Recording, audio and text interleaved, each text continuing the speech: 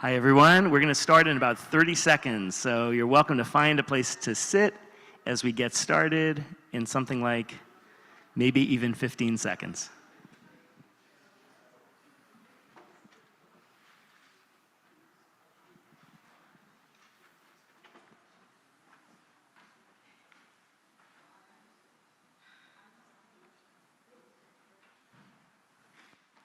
Welcome everyone.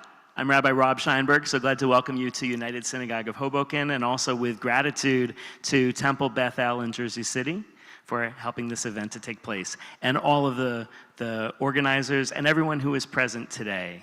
That we're so grateful that you've come to this program today with Roots Shorashim Judur leaders, Rabbi Hanan Schlesinger and Noor Awad.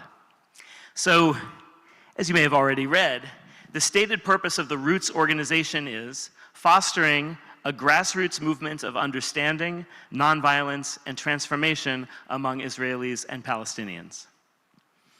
To say that this work is always challenging and is especially difficult during this catastrophically gut-wrenching year is a most dramatic understatement amid the thousands and thousands of bereaved families this year. And we know all too well that this conflict is also deeply personal, with grief and trauma and horror reaching into our local communities.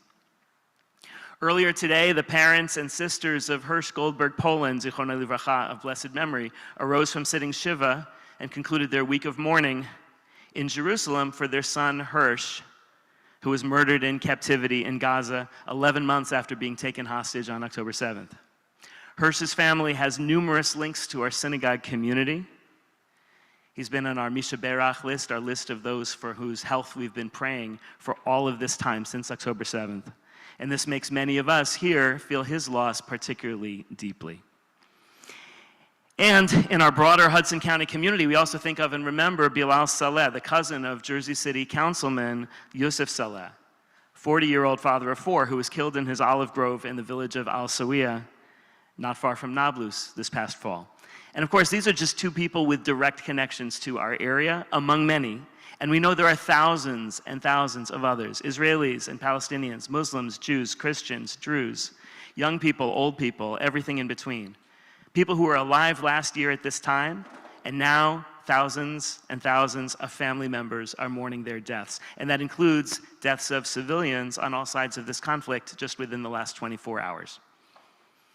We're very grateful today that Noor Awad and Rabbi Hanan Schlesinger have come today, hopefully, to model a productive dialogue that includes a dialogue across difference that can lead to understanding.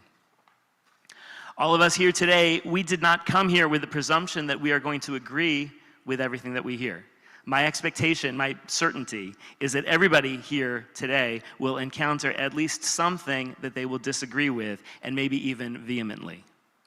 But we did all come today with the pledge to listen and to handle our disagreements with civility. And that's what makes this gathering a breath of fresh air in a world where communication about the relationship between Palestinians and Israelis so often takes place through hateful slogans and banners and boycotts and harassments and doxing and threats of violence and perpetration of violence. There has to be a better way. And that's what brings us together today, in an effort to get as close as possible to what Jewish tradition refers to as the ideal of machloket l'shem shamayim, of a disagreement for the sake of heaven. So I remind us all, that's our commitment in coming here today. This program is not for everyone. If listening across difference is not something that we're able to do today, there's no shame in leaving, whether now or at any point during the program. But for those who are up for this experience, I think we'll be inspired at the understanding and nonviolence and transformation that is possible, and the possibility of a different kind of future. We're so grateful that Rabbi Hanan Schlesinger and Noor Awad are here. We're glad to welcome Rabbi Schlesinger back to United Synagogue of Hoboken, as he spoke here also 7 years ago. I'm also proud to say that Rabbi Schlesinger is my cousin. We discovered this after already having met each other, that we think third cousins. I know that Noor Awad and Rabbi Schlesinger will be introducing themselves over the course of their presentation, so I won't say more now to introduce them. I do want to say a special word of appreciation to Ken Shept, who envisioned this program and did so much to make it happen, and so glad now to welcome Noor and Rabbi Rav Hanan Schlesinger.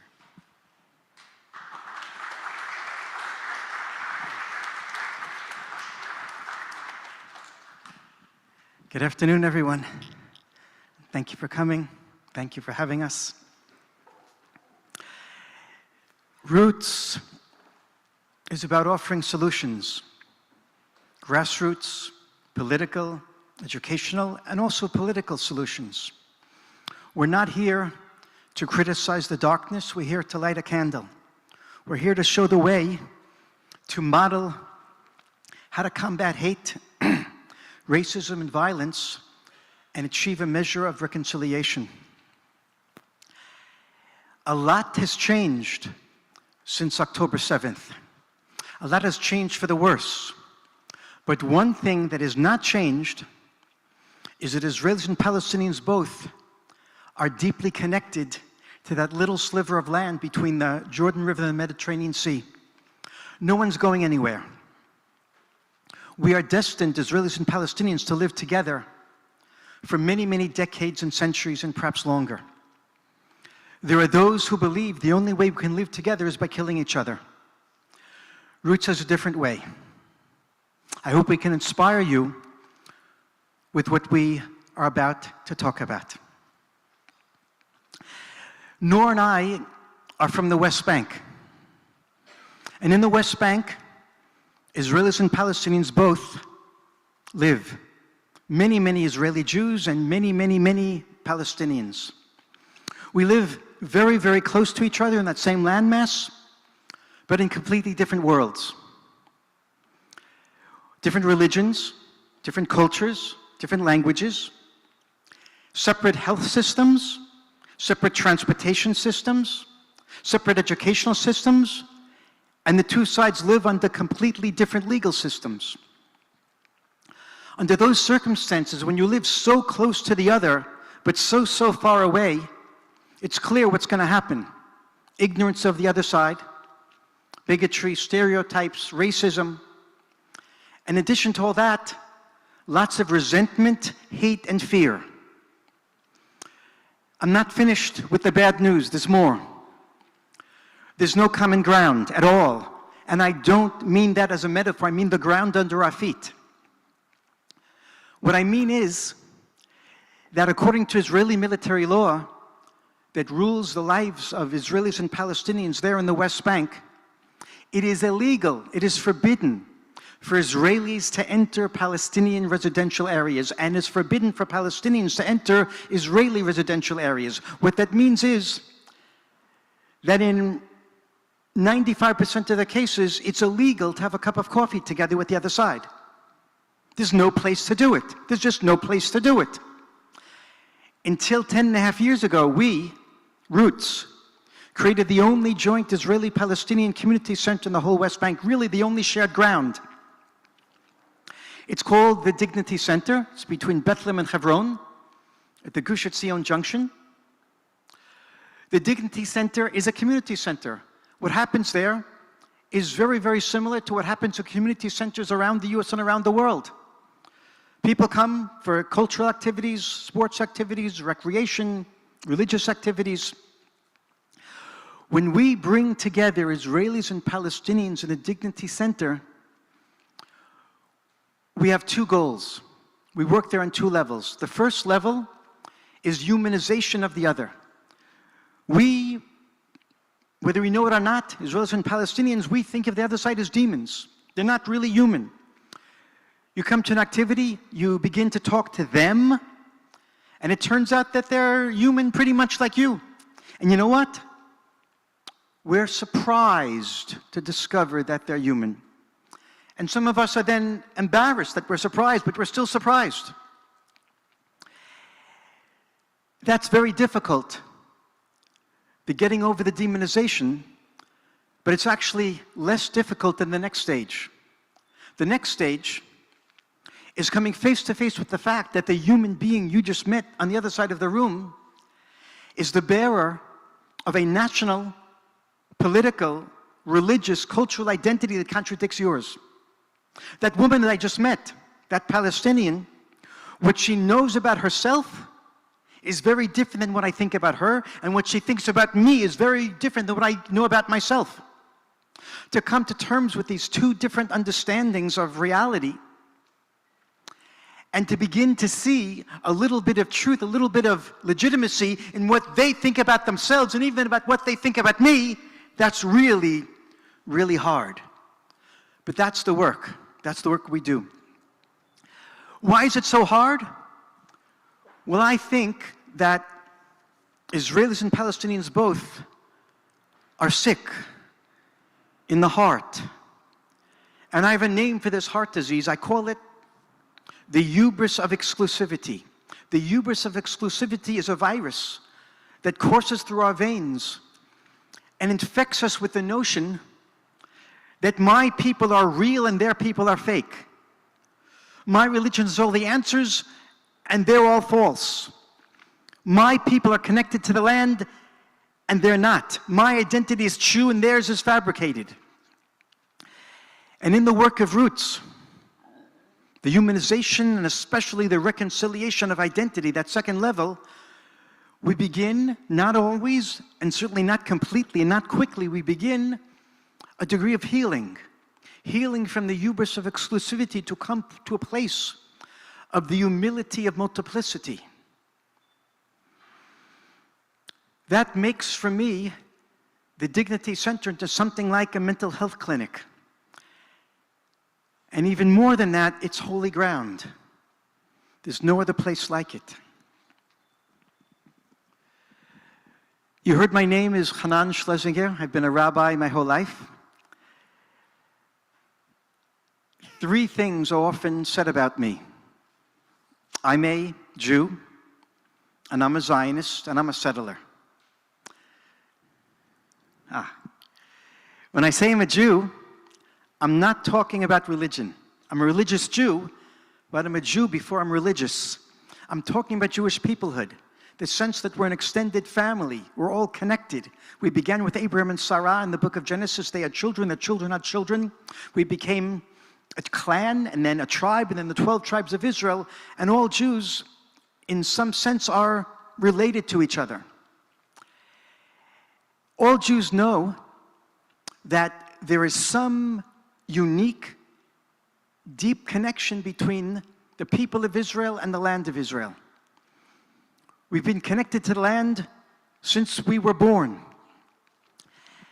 And because of the deep connection between the land of Israel and the Jewish people, I can, from my perspective, move seamlessly from talking about myself as a Jew to talking about myself as a Zionist. From my perspective, Zionism is the next level, the second story that's built upon my Jewish identity. It's the natural continuation of my Jewish identity. You know that Zionism is the national liberation movement of the Jewish people. Beginning about 120, 130 years ago, 130 years ago. It was 2,000 years ago that the Romans destroyed the second Jewish Commonwealth. The year 70 of the Common Era, we were sent into exile in the Middle East, Northern Africa, Europe, later Australia and the US. And during all these 2 millennia, we Jews, until the modern era, have been living with a sense that we're in limbo. We're not where we're supposed to be. We're in dispersion, we're in exile, and we're yearning, we're hoping, we're praying, L'Shana Haba B'Yerushalayim, next year in Jerusalem to come home. About 3 million Jews, indeed, were brought home through the Zionist movement over the course of the past 120 years, and one of them, one of the 3 million, is standing here right now. I wasn't born in Hoboken, I was born in Brooklyn, not too far away. But when I was 18, I got on the plane, I made Aliyah. I ascended to the land, I came home out of a deep sense of, that's my home. I want to fulfill the dreams of my great-great-great-great-grandmother and great-great-great-great-grandfather that yearned and hoped and prayed to come home and didn't manage to do it. I managed to close the circle. After I said I'm a Jew and I said I'm a Zionist, I said I'm a settler. So we're looking at the map. A settler is an Israeli Jew who lives in the West Bank, that blue area or gray blue, on the other side of the dotted line. The dotted line is what we call the green line. Why do I live in the West Bank? not for political reasons. I know that there are deep political implications to living where I live. And by the way, I did not know that when I moved there over 40 years ago. I moved there for historical reasons. Because if I've come home after 2,000 years of exile, I want to come home to the center of Jewish civilization. I want to come home to what was all created. I want to come home to the cradle of our people, and that's the West Bank. The Bible was not written in Tel Aviv. It's not about Haifa or Ashdod. The book of Genesis and the book of Joshua and the book of Judges and Kings and most of the prophets are about life in the West Bank. And they're written in the West Bank. Not in Tel Aviv, not in the coastal plain. During the 1,000 years when the Jewish people lived on our land, we mostly lived in what's called the West Bank. I came there because that's where you can open up the Bible, read the verses, and then walk in the footsteps of the personages, the characters you're reading about. It's where we have our archaeological remains. It's where you can feel the connection to the past. I usually don't call it the West Bank. I call Judea and Samaria, not to score political points, although I know today that that word, that pair of words is used to score political points. I call Judea and Samaria, again, for history, because that's what the Jewish people have called it for the past 2,500 years. Samaria is the land north of Jerusalem. That's where the kingdom of the 10 tribes used to be, called Samaria. And the kingdom of Judea, south of Jerusalem, is where I live today, between Bethlehem and Hebron. I'm there for history. I'm there for the chain of tradition. I'm there for the power of walking in the footsteps of our forefathers. And then 10.5 years ago, I began to learn that I don't really know what I'm talking about. Until 10.5 years ago, I'd never met a Palestinian. I didn't know they existed. They were like the gray, drab scenery that passes in the background of the movie, my movie. But they're not part of the plot. You could safely ignore them. I lived in what I today call a one-story reality. I only knew the story of the Jewish people. I didn't see that there was any other story, any other people in the land. I was blind. I began to meet my Palestinian neighbors 10.5 years ago, and it gradually dawned on me that there are two stories in that land. There are two realities. There's two narratives. I believe that if you mistake part of the truth, half of the truth, for the whole truth, that you're very, very close to falsehood. And that's not a place that I want to be any longer. So 10.5 years ago, I'm driving my car in the area where I live, south of Jerusalem, between Bethlehem and Hebron. Gush Etzion is what we Jews call it, in the heart of Judea, Judah. I had with me in the car two Protestant pastors, evangelicals.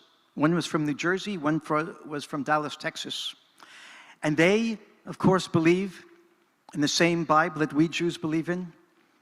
They know the prophets Isaiah and Jeremiah, Zechariah. They had read of the prophecies that after a long, hard exile, the daughters and sons of the land would return. And they believed it was happening today, as I also believe. They wanted to feel it. They wanted me to show it to them.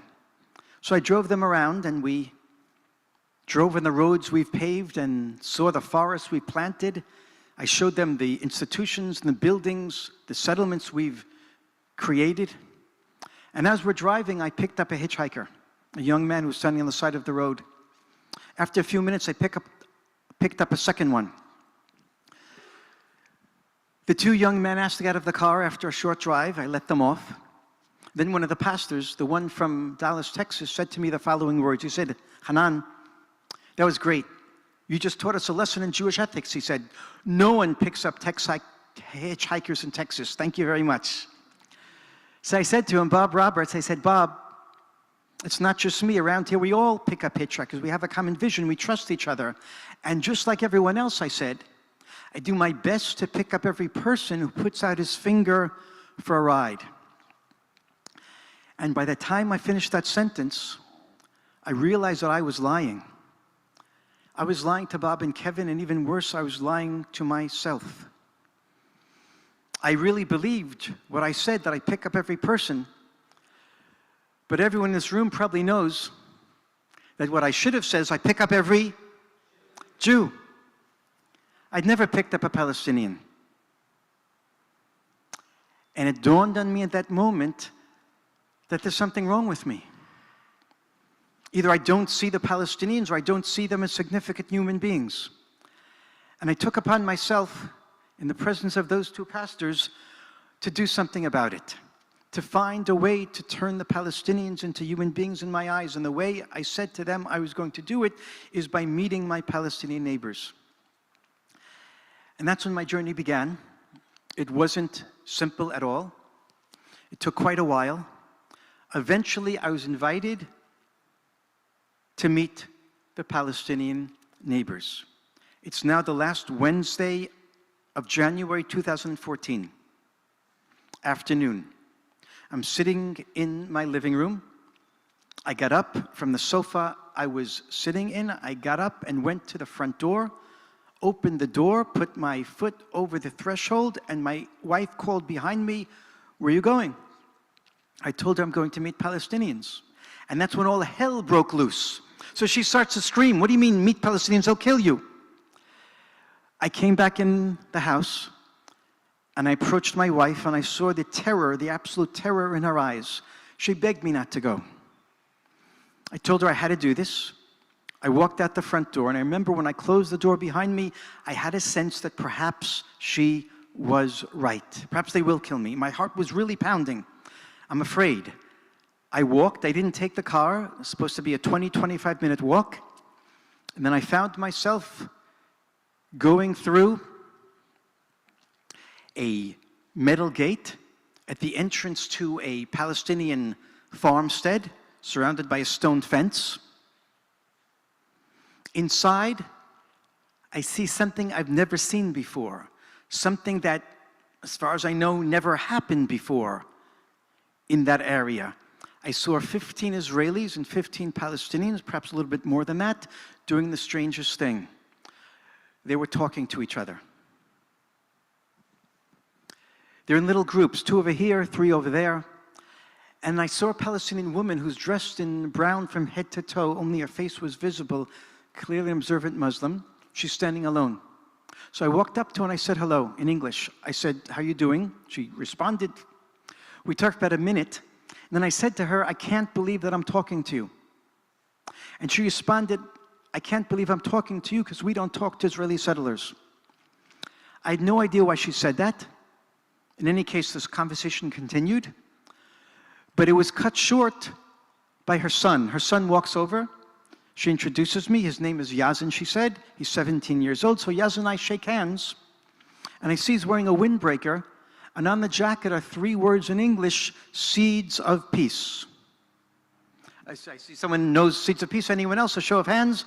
Oh, wow, that's like 15% of you, even 20%. I had no idea what Seeds of Peace is. But I remember looking at the jacket. It has the word peace on it. And I look at Yazin, he's a Palestinian. And I say to myself, this cannot be. Why would a Palestinian wear a jacket with the word peace on it? They don't know anything about peace. A little bit confused. So I said, half jokingly to Yazin, "What's this Seeds of Peace thing?" And I'm half expecting him to say, "I don't know, someone gave me the jacket, I found it on the floor." That's not what he said. He said that Seeds of Peace is a summer camp, as many of you know, in Maine, USA. And it takes Israeli kids and Palestinian kids out of the conflict zone for a summer of recreation and reconciliation. He said he spent the past summer in the camp, had a great time there, met Israeli kids, and now he said that he was so changed by meeting Israeli young people that now he wants to spend some of his life building bridges of peace between our two peoples. And I'm looking at Yazin and listening, and I don't know if I can believe what he's saying. it contradicts everything that I believe to be true. And you can say that Yazin's mother, Tzadia, and Yazin were the first two Palestinians that began the process of deeply unsettling me. His father walks over. Jamal's a stocky guy. We shake hands. He asks, Hanan, where are you from? I said, Alon Shvut. Jamal, where are you from? I asked him. He said, Beit Umar. He said those two words, Beit Umar, and I had half of a heart attack. Beit Umar? I know Beit Umar. It's 22,000 Palestinians. It's a medium-sized city. It's between where I live and Hebron, going south. I passed on that road, past Beit Umar hundreds, perhaps thousands of times. I was once ambushed in the middle of the night. Another time in the middle of the day, the rocks are coming from this side and that side. My kids are screaming. My wife is crying. The car is shaking. The windshield is breaking. I have a friend who was murdered on that road right outside Beit Umar, a doctor coming home from Hadassah Hospital one night. So I know the people in Beit Umar, they're terrorists. And now it turns out I'm talking to this man and his wife and this son from Beit Umar. It wasn't the easiest thing in the world for me to continue the conversation. Jamal starts telling me how he came to this peace gathering of Israelis and Palestinians. He told me that, Hanan, you know, there's no Jews in Beit Umar. I know. But there are, he said, the Jewish soldiers that guard the entrance to the city. They prevent us from going in and out freely. We hate them. And since he said they're the only Jews we know and we hate them, we hate all Jews. No one in Beit Umar would want to have a social connection with a Jew. But a long time ago, he said, he had a friend in Jericho, a Palestinian friend, of course. And this friend said, you know, Jamal, once a month I go to a dialogue group of Israelis and Palestinians. Why don't you come along? And Jamal told me, I told my friend, I'll never ever come with you. That's only for the weak people and the traitors. A proud Palestinian does not go to meet the enemy. But Jamal's friend wouldn't take no for an answer. And every week, every month, he's trying to convince Jamal. Eventually, Jamal said, okay, I'll come with you. So they sat in a room in Jericho, Israelis and Palestinians, and Jamal didn't participate. He said he sat on the side, but he listened. And at one point, Jamal told me, one of the Jewish men, Israeli men, got up from the chair he was sitting in and looked at me. I was apprehensive. Why is he looking at me? He started to walk towards me. I was really afraid what he's going to do to me. He came right up to me and forced me to shake his hand. Then he asked me questions. We had to have a conversation. It was very, very unpleasant. When the guy finally walked away, Jamal said, I, Jamal, ran to the bathroom to wash the filth off my hand from touching a Jew, and I vowed never to come back to this cursed place. Jamal goes home. He tells his wife what happened. She agreed it was a terrible thing that he did. He should never have gone there. What has to happen now is, she said, never go back and never tell anyone in Beit Umar that you were there. But Jamal's friend had other plans. I don't remember how it happened, but the next month, Jamal and his wife were back in that room. And they joined the group. They were there 1 time, 2 times, 3 times, 4 times. And Jamal tells me, Hanan, where I thought there was only an enemy, I discovered a human being who turned out to be a partner, and that changed me. I'm listening to Jamal, and I have the same sense I had while I was listening to his son. Can I believe this? Doesn't make any sense. This guy, Jamal from Beit Umar, he looks Palestinian. He's a Palestinian. He says he's become a peace activist. He has Israeli partners. I'm getting more and more confused. Jamal tells me another story. Hanan, there's lots of little kids in Beit Umar. I know. 5 years old, 7 years old. When those kids, he said, see someone who looks like you, they start to cry. I said, why do they start to cry? And he didn't understand why I don't understand. He got flustered. He said, Hanan, you don't get it? No. Why did they start to cry? He said, it's the kippah on your head. It's the beard. Those things hang from your pants because so many people just like you, he said, walk into Beit Umar with their submachine guns and they kill the kids. I thought that was a blood libel. Parenthetically, I'll tell you that today it's no longer a blood libel. I said to myself, he's a borderline anti-Semite. I have to tell him off, and I'm flying into a rage inside, thinking what I'm going to say to him, and then I realized this is a moment of blessing. for the first time in my life, I'm experiencing how the other experiences me. And that could be a blessing if I'm able to hold it, not to lash out in rage. So I held myself back. I did not know what to respond. It feels like minutes are passing. It was probably just a split second. Then I have a vision in my mind's eye of my 2 grown sons and my son-in-law with their wives and their children, my grandchildren, walking in the fields around the Lone Shvut where I live, a family outing. And I see in my mind's eye that the 3 young fathers are all carrying pistols, like all the other Jewish young men of that age. And it suddenly dawns on me that those guns must be very frightening to little Palestinian kids. So I say to Jamal, what do you want? We carry guns because we're afraid of you. And he responded as if I fell from the moon. He said, no, you can't be afraid of us because we're afraid of you. And I was so confused. What are they afraid of? Those guns are just for self-defense. We don't use them, I said to myself.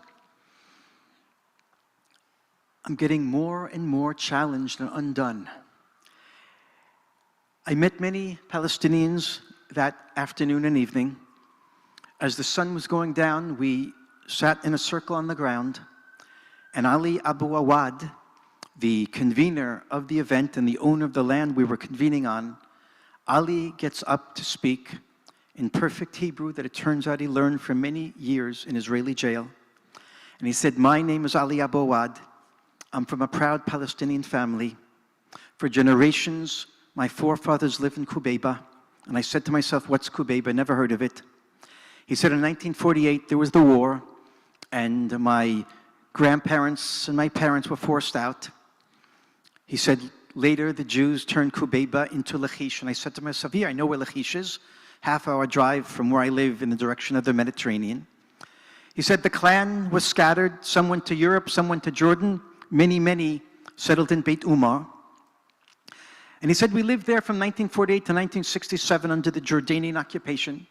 And in 1967, the Jews came, and since then we find ourselves living under the rigors and the suffering and the difficulty, the injustice of the Israeli occupation. Israeli occupation, he said? That was the first time in my life I met a human being who used those 2 words, Israeli occupation, in my presence. And I had no idea what Ali was talking about. Of course, I'd read in the newspaper, heard on the radio, the United Nations, European Union always condemning the Israeli occupation. But I had no idea, I never stopped to think what they're talking about. Because when I drive on the roads in Samaria, when I walk in the fields of Judea, I don't see occupation. I see the return of our people to our ancient homeland after 2,000 years of exile. What could be more righteous than that?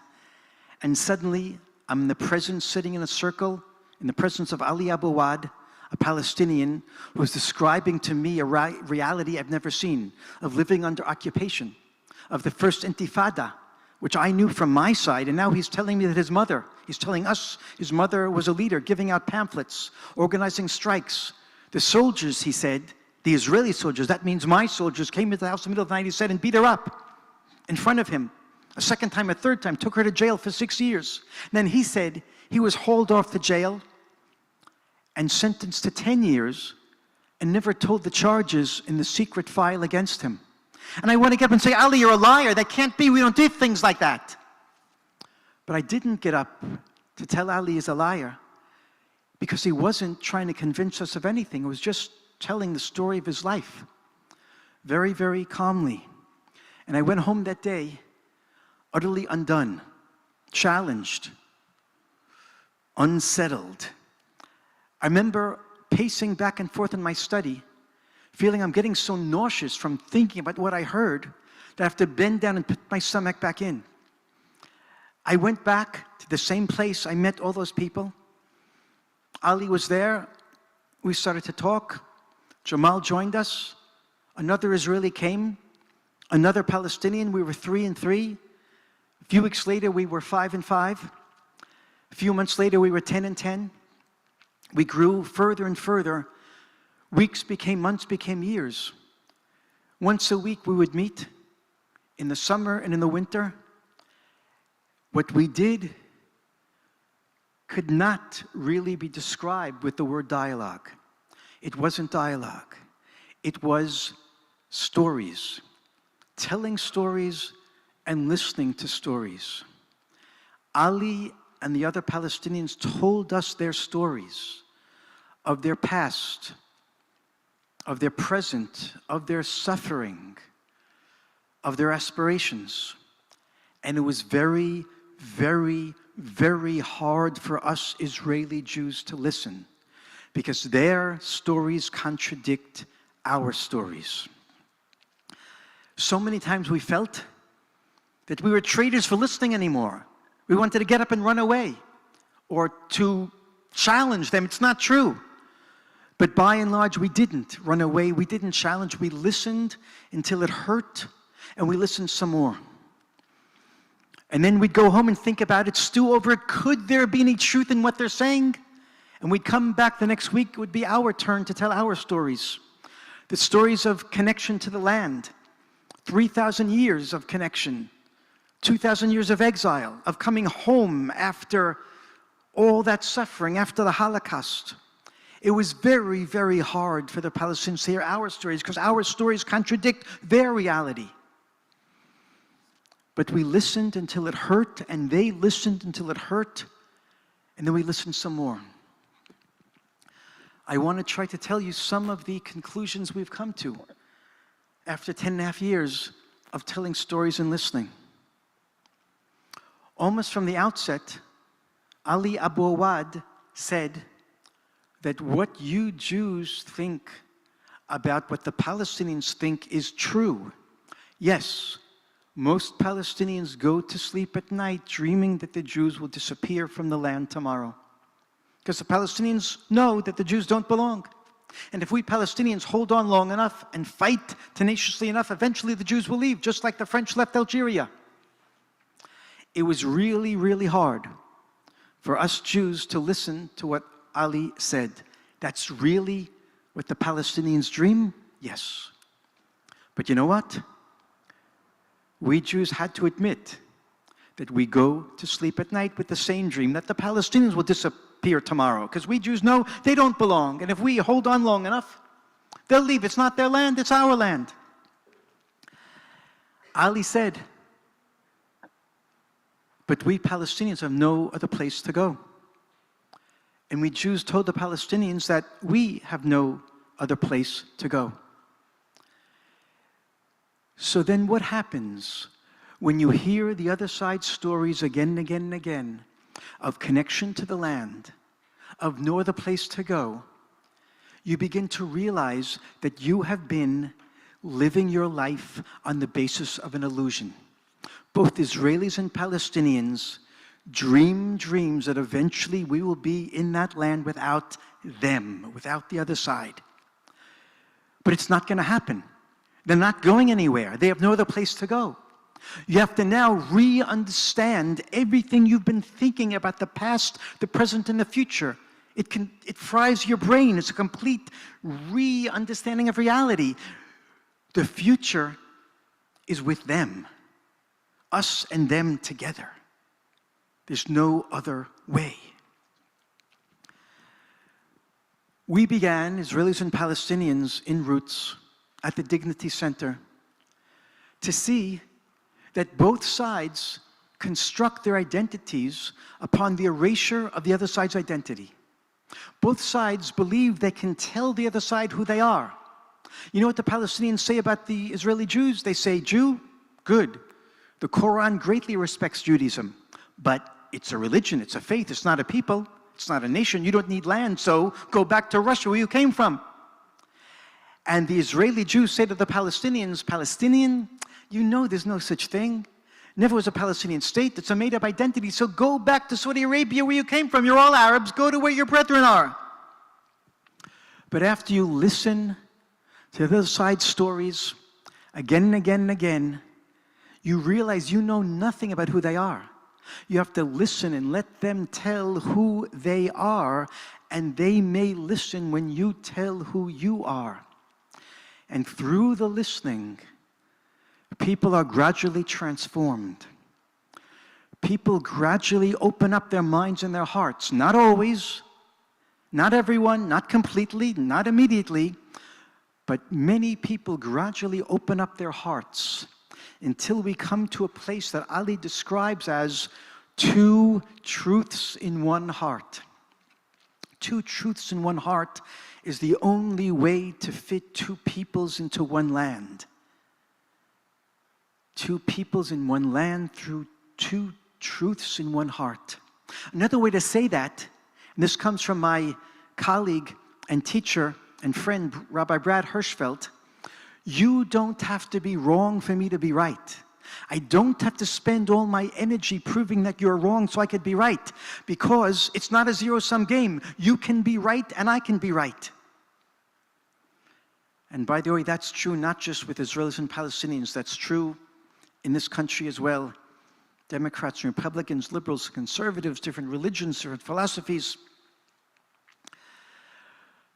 I want to put on the table 4 conclusions that we have come to in Roots over the past 10 years. The first 3 conclusions each have a corollary, and the 4th one does not. Number 1, there is such a thing as the Palestinian people. It's very hard for most Israelis to admit that. And you can probably guess the corollary of that principle, that there's such a thing as the Jewish people. And that's very hard for most Palestinians to digest. Number 2, there is such a thing as the land of Palestine. That's very hard for most Israelis to digest. Corollary, there is such a thing as the land of Israel. That's very hard for most Palestinians to digest. Number 3, the Palestinian people are deeply, deeply connected to the land of Palestine. And you guessed the corollary. The Jewish people are deeply connected to the land of Israel. And the 4th conclusion is the most excruciatingly difficult one of all. That the historical borders of the land of Palestine and the historical borders of the land of Israel are more or less the same borders. That land, Mother Earth, between the river and the sea, gave birth to 2 children, the Jews and the Palestinians. The land itself, she has 2 identities. That's really, really hard. I'm going to close with 3 other points. Number 1, the work of Roots is exclusively in the West Bank, exclusively with the people who live in the West Bank. Many, many peace movements say that the Jewish settlers in the West Bank are living there illegally. They're the problem. We can't talk to them. Roots says the Israeli settlers in the West Bank, if they are the problem, then you have to talk to them. We have to turn the problem into the solution. Roots is one of the few, perhaps the only, peace organization that speaks the language of what you might call the bad actors. We live among them. They're our neighbors and our friends. Our activities and our framework is designed to bring the local settlers and the local Palestinians into the non-dialogue that I talked about. And sometimes, not always, it has results. Number 2, religion. Religion is part of the problem. And I'll say that very clearly. Judaism is part of the problem. Islam is part of the problem. Most peace organizations say that religion is the problem, we can't talk to it. They just sweep it under the rug, hope it'll go away. In Roots, we say if religion is at the heart of the problem, and religion has to be at the heart of the solution. Much of our work, not all of it, perhaps 20%, is interfaith dialogue. Interfaith dialogue in this case does not mean talking about the texts we have in common, just saying we all love each other, we're children of God, it's all fine. It's not all fine. Because there are many, many, many texts in Judaism, and there are many texts in Islam that have been brought to the fore over the past decades that are causing Jews to kill Muslims and Muslims to kill Jews. We have to put those texts on the table, the difficult texts, the problematic texts, the immoral texts. We have to find ways to apologize for them, to repent for them, to reinterpret them, to de-emphasize them, to emphasize the texts that are more conducive to living together on one land. Which means a good part of our work in the interfaith dialogue is about owning your evil texts and finding a way to overcome them. Thirdly, and this is my last point, settlements. You heard me say that Roots honors the Palestinian connection to the whole land from the river to the sea. And Palestinians should have the right to live wherever they so wish in the whole land from the river to the sea, in all of the land of Palestine. You also heard me say that Roots greatly cherishes the Jewish connection to the whole land of Israel from the river to the sea. Jews should have the right to live wherever they want in the land from the river to the sea, including the West Bank, but not at the expense of the Palestinian people. And it's clear to me, that the way the settlement movement has been constructed is certainly settling Jews in the West Bank, Judea, and Samaria at the expense of the Palestinian people. I believe in settlements as long as Palestinians have an equal right to build settlements. I believe in Jews living in the land, the whole land, including the West Bank, freely, with full human and civil rights, as long as the Palestinians have the same rights. And today that is not the case. I cannot live my life any longer at the expense of another people.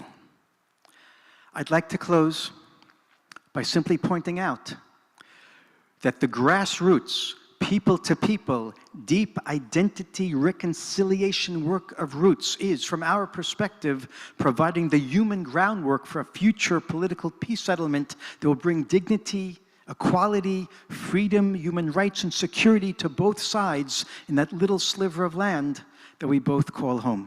Thank you.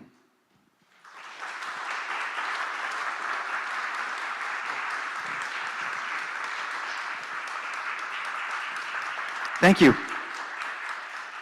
In the middle of my words, I was supposed to stop and show a video, so we'll do that 2-minute video now.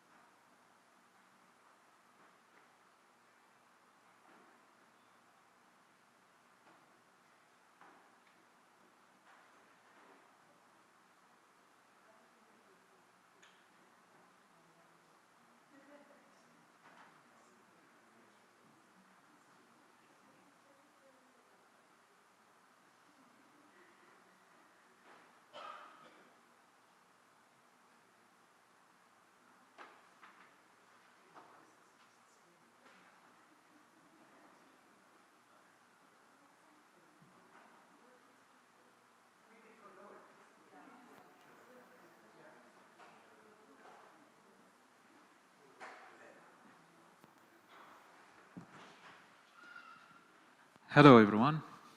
Hi. Thank you for coming to listen to us. I hope that you still have the energy for another story. So basically, I'm going to tell you who I am and how I joined this work and what we are trying to do and what we are doing right now. My name is Noor Awad. I live in Bethlehem, that's south of Jerusalem. And I grew up, lived all of my life there, but I wasn't born there. I was born in Amman, Jordan. And the reason for why I was born in Amman, not in Bethlehem, we have to go back to 1948. Like almost every Palestinian story, something happened in 1948 that changed the course of history for us. So in 1948, my family did not live in Jordan, and not in Bethlehem even, but they lived in a village southwest of Jerusalem. Not far away from Bethlehem, that village is called Malha. The area is still called the same until today. If anyone is familiar with that area of Jerusalem, probably would know Malha because it's where a shopping center was built in 1970, the first shopping mall in Jerusalem. My family lived in Malha for a long, long time. And I just want to tell you a little bit about the story of my family. My grandparents, on both sides of my family, my mother and my father, were both born in Malha. My family goes there for many, many generations, as far as I can go back. One of my great-great-grandfathers, and during the Rush Gold time, he actually came here to the US and worked in the gold mines in the 19th century, the 1800s.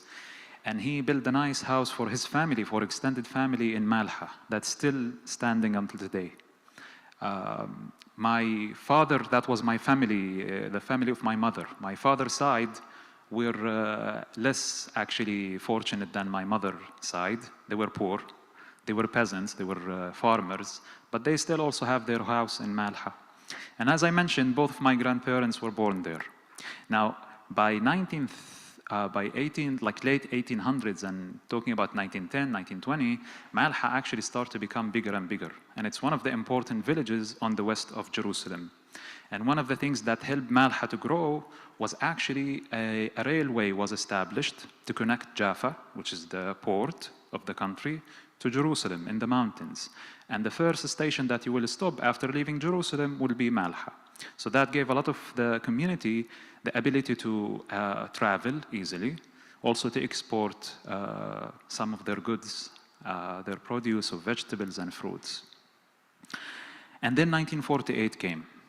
Now, what happened in 1948 exactly in our area is that Malha was part of 4 villages that saw the situation deteriorating and the violence increasing. It was increasing and deteriorating already 2 decades, but especially since 1936 and after that. The Mukhtar of Malha, the leader of the village, along with other 4 villages and a nearby Jewish community of Givat Shaul, they signed what they called back then a non-aggression pact, an agreement that the 2 communities will not attack one another, they will not harm one another. They had good relations. But despite that, one of those villages that signed the agreement was the village that's called Deir Yassin. Now, Deir Yassin was one of the villages, if you don't know, that a massacre that was committed there by the Stern Gang and other militant groups from the Jewish side in the 9th of April, 1948. And as a result of that massacre, where over 100 civilians were killed that night, many of the villages around that area in west of Jerusalem had to run away to a safe shelter, to a safe place.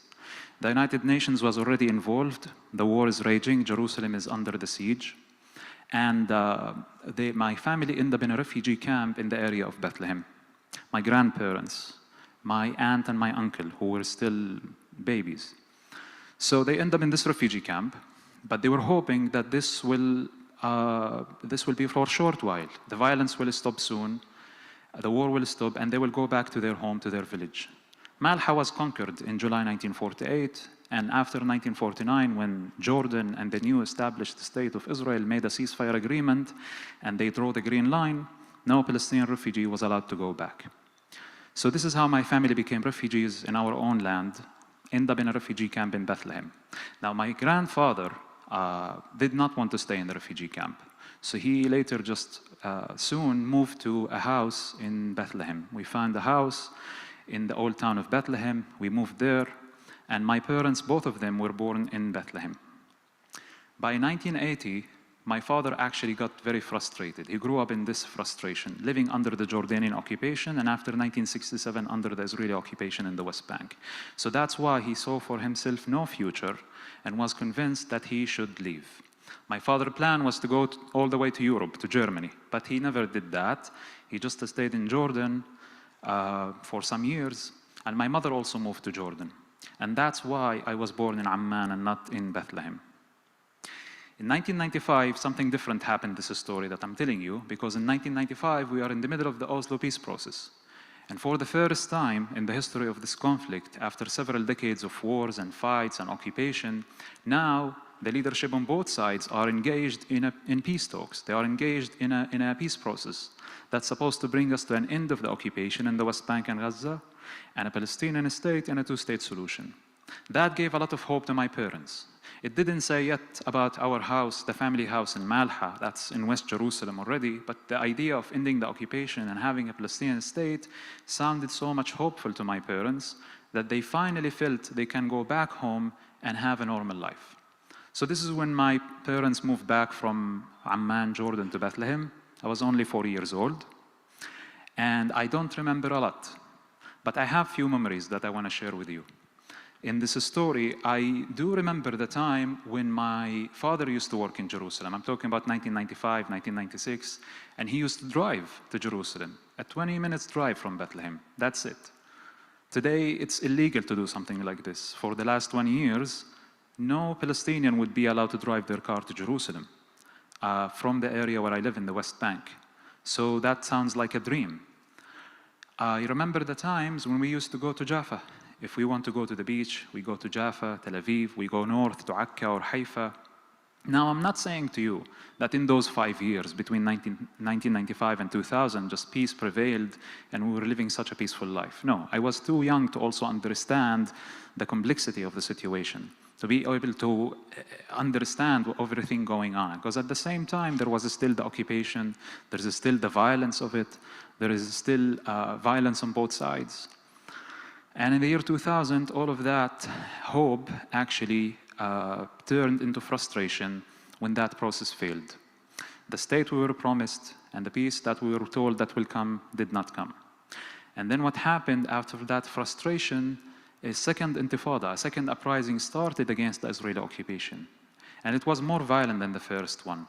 But those are the years where I grew up in the West Bank. By 2002, Bethlehem is under a heavy siege, and F-16 was bombing Bethlehem, F-15, and tanks, and shooting around, and people being arrested, and people being killed. And now I'm growing up and opening my eyes to this reality, the reality of the conflict.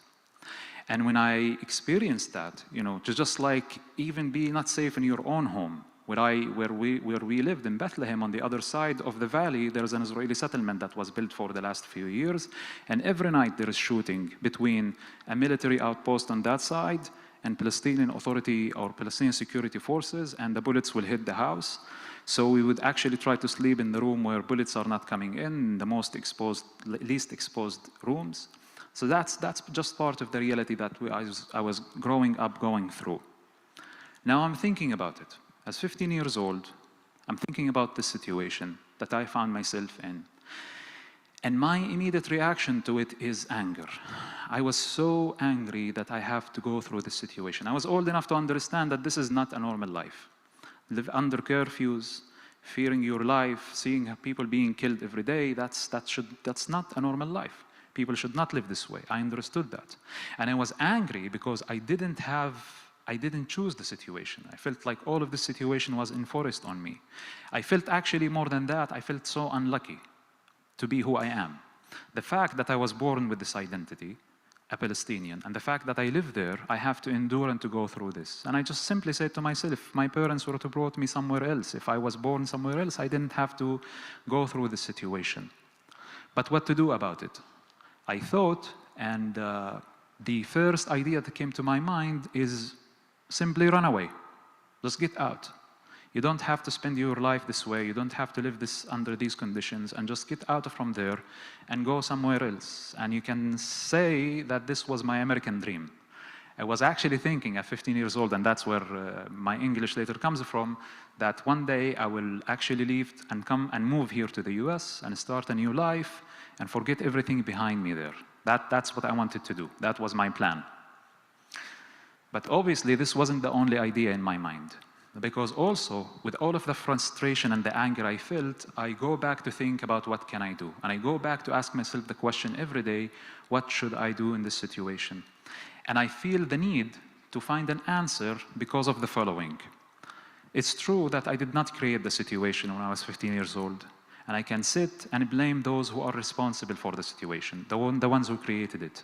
I can blame the enemy for what they did to us, the enemy side for what they did in the past, what they continue to do.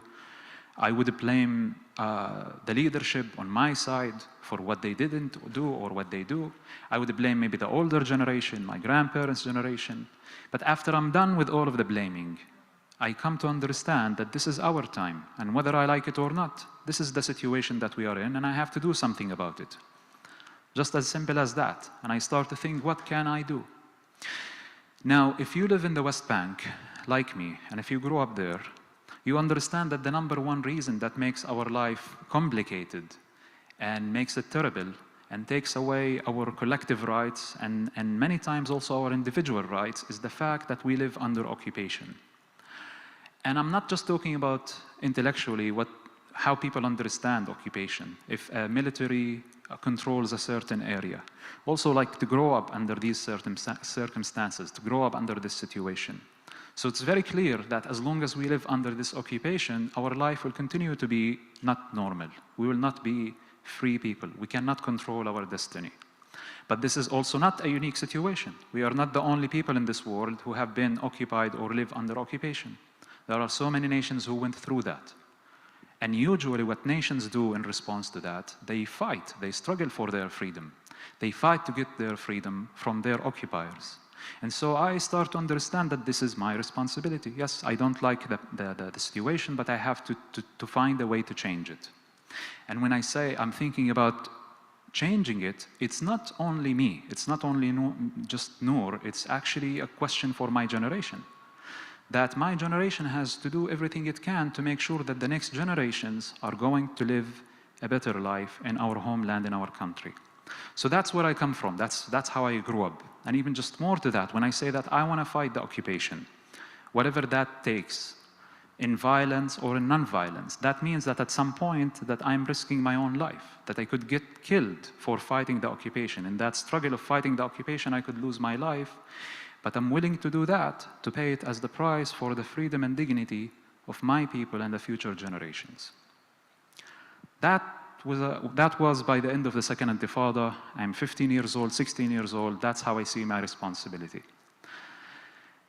And just for the sake of time, I want to move now 10 years fast forward to 2016 to tell you what happened and how I ended up joining an organization where I talk to Israelis, and not just any Israelis, I'm talking to Israeli settlers in the West Bank. In 2016, I was hired to guide a group of American students.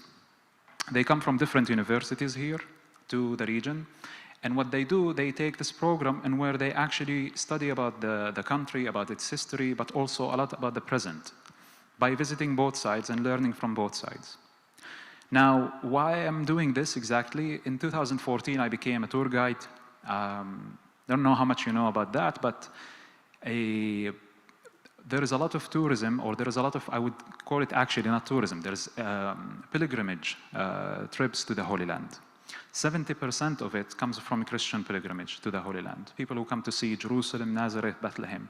And the fact that I live in Bethlehem in the West Bank, I was so lucky to be able to meet foreigners, to meet internationals. In other areas of the West Bank, people don't have the same access or the same ability to meet with international people from different cultures and backgrounds. And that's what brought me to tour guiding. Also, I saw it as a tool of spreading knowledge, spreading awareness about the situation where I live. So one thing led to another, and I started to focus on more groups that want to understand the reality. So back home, we call ourselves geopolitical tour guides, if you ever hear about this term. So there are Israeli tour guides and Palestinian tour guides who are doing this. Now, I was guiding this group that I mentioned of the students who came to study about the region. part of a course focusing on Middle East studies, focusing on the Israeli-Palestinian conflict. Now, that was in the beginning of 2016, and I want to describe to you that day, what happened, because that's the day I end up at Roots. So I took the group in the morning in Bethlehem, and our tour is supposed to be in Hebron. So we are driving south, the south of the West Bank. And now we are driving, and as we're driving, I'm explaining to the group what they are seeing. The checkpoints that we are passing through, the transitioning from Area A, from the city to Area C, to see all of these settlements, the checkpoints, how basically that's functioning, how the occupation functions on a daily basis, what we are going through, to explain the legal implications and the difficulties that we go through every day as Palestinians.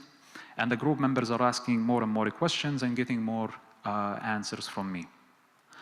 At some point, we get to our destination. We are now in the old city of Hebron, and there I'm walking around with the group and talking about the history, the rich history of the old city of Hebron, talking about the last 100 years, but with so much focus also on the last 30 years, since the Oslo peace process until now. And at some point, we have lunch for the group, and it was organized already that we will go to eat lunch at someone's house. It was a local family that we were invited to their house, and it's giving the group a chance to have lunch, but at the same time also meet with locals. So they get to talk to the family, they get to ask him questions about their life and hear from their stories. And by the end of that day, you can say that now the group has a little bit more knowledge of the reality that we are living back there. Now, before we leave Hebron and go back to Bethlehem, we still have one more meeting to do. And that meeting is supposed to be with an Israeli settler in Hebron. This was something very rare. I'm talking about 2016. Might sound not like really long time ago, but it was like really rare. And I've never did it in my life. Because usually in those programs, the group have met the Israeli side already on the first part. It's done in a kind of separate way. So they went to the Israeli side, they have their Israeli guide, they hear the Israeli perspective on the situation, they hear the Israeli narrative. But for logistical reasons, since we are in the West Bank now, it was organized that they are going to meet with a settler. Now, I have to take them to the meeting. And the meeting definitely will happen inside one of the settlements where I can't really go in. I'm not allowed, I can't go in. I have to think about it, if this is like really something that's correct of me to do as the Palestinian guide. Finally, I decided, of course, that's what the group wants, I should get them to the meeting. So I take my phone and I call the person that we are supposed to meet with. And I tell him, like, how can we actually do the meeting? I thought that the most practical way, or the only way of doing it, was that I will bring the group to the entrance of the settlements, where the soldiers usually and the guards are, hand over the group to him there, and wait. I will wait outside for an hour and a half, depends how much time, until the group comes back, and then we drive back to Bethlehem. But then he said, I should join the meeting, I should be part of it. So I said, yes, okay. And then I asked him, so what we will do, where we can sit together. Because there is no place, literally no place for us that we can legally sit together. So finally he suggested that we go to the Cave of the Patriarchs in Hebron, to the Ibrahimi Mosque. And even that place is divided to two sections since 1994. There is a Jewish section where Israelis and tourists will be allowed to go in, but not Palestinians. And there is a Muslim section where Palestinians and tourists will be allowed to go in, but not Israelis. So he, of course, wanted us to go to the Jewish side, but there are an army checkpoint there. So he said, don't worry, I will walk in front of you. You can walk between the group members. The soldiers will not see you for sure. And that's how I smuggled myself on the other side of the checkpoint. Now, why did I follow him? Why did I have this trust? Actually, I was so curious. I'm a tour guide, and I lived there, and I never saw the holy place from the Jewish side, from the other side. This was the first time and the last time I actually was able to do that, just to imagine the level of segregation that we are living. And also, to be honest, I felt a sense of immunity, because, of course, he's a settler, and he said he knows the soldier. Anything happen, he has to deal with the situation. He's part of the system, so he has to deal with the situation. And that's where this sense of immunity that I felt. And then we walk together, we follow him. We go to sit there, and like most of the settlers there, he have this gun on him, and he needed, according to the rules, he needed to hand over the gun to a nearby Israeli police station in the middle of Hebron, and he came back to us, and basically he's about now to give us a presentation. And very similar to what I'm doing right now, he was telling us the story of his life, who he is, why he's here, and hopefully the group will get an insight on an Israeli settler perspective, something that they didn't hear obviously in Tel Aviv or anywhere in Gush Dan or inside of Israel. And I'm sitting there listening to the presentation. Now he began to tell us about where he was born, and he said that he was born here in the US. Of course, he's talking in a very American accent, and he's telling us about his life, that he grew up here, and at some point that he felt this call for him to leave this country and move all the way thousands of miles away from here to the land over there. And explaining to us that he didn't leave here because of any economic or social difficulties that he was facing here, but rather for him to live on the land there was a way to fulfill his Jewish identity, the way to feel that he's connected and that he's living with his identity. That means that he have to live on the land there. And of course, he's talking more and more about it. And I'm sitting there listening to him, and I'm thinking that this American person, regardless of what his religion, I wasn't thinking about religion, but his nationality, this American person feels really entitled that he can actually leave this country and move all the way and live there on my land as a settler. And he feels that this is right to do. And I continued to listen. So he talked more about that, and he talks more about his story. And he said two things about the reality over there. One, he said, there is no occupation. There is no occupation. There is no such thing. And now he's beginning to explain to the group why he doesn't think there is occupation. And when he said that, I can say that I was like really shocked. It was the first time in my life, I'm 25 years old back then, that I hear someone in my presence even like suggesting such thing, that there is no occupation. It's like what he's talking about. I didn't interrupt him or say anything, but the voice in my head is talking to me, and I was like, what did he just say? Like, it doesn't make any sense. To me, I thought that he understands that we are not Israeli citizens, even though we live under Israel control at the end of the day. So to me, it was more of a question of legality and politics. It was a legal and political question in its core, the occupation, of course. Like, we live under Palestinian Authority from 1995, but it's not an independent state. It doesn't control the borders, doesn't have control over airspace. The Israeli army controls the region there. We are not Israeli citizens. We don't benefit from Israeli rights. We cannot vote in Israel, and we cannot get Israeli citizenship. So I had no idea what he was talking about. Now, obviously, he was talking on a different level. And he was saying to us that how he feels that this is his ancestral homeland, and his presence there is not causing any problem and cannot be described as occupation. And then the second thing was actually I was more familiar with growing up as a Palestinian. He said there is no Palestinian people. There is really no such thing. The people who are living just around him there are Arabs, and that's it. And according to him, we have 22 countries that we can go and live in those countries whenever we want. Now, I was more familiar with this idea because I grew up always as a Palestinian, learning that the pioneers of Zionism have always preached, especially in Europe, to the Jews that a land without people for a people without land, like a land without people for a people without land, that was like the core of the message of Zionism to the Jewish people. They should go back to the land because the land is empty. Now, I don't know if you are interested in that or not, but I found out at some point that was the source of this idea actually came from what we call it evangelical Christianity. It wasn't Jewish originally, but the Zionist leaders picked it up and were saying in the beginning that the land was empty. But the thing is, the land was never empty, and we lived there. And of course, I felt like, okay, he say these things, he believes in it, but if I continue to listen to him, I feel like I don't exist anymore. Because so much of his talk about the situation and about us was based in a lot of denial. I felt like I'm being denied. The more and more I listen to him, my identity is being denied. The circumstances, the situation that I live under the occupation, not him. He's an Israeli citizen with all of the rights. I feel like I'm being more and more denied. And it gets me frustrated. But of course, I respect that this is the time for the group. They wanted to hear this perspective. They will ask him questions. They did ask him questions. And then at some point, we have to finish the meeting and leave back to Bethlehem. Now, on the way driving back, I'm just thinking about all of this. I'm thinking with a lot of the frustration that I have, and I'm thinking about this encounter, this meeting I just had. And you can say it struck me for, at some point, I was struck by the idea that this Israeli settler I just met with is the first Israeli that I ever met in my life. Now, someone can say, well, what do you mean, how?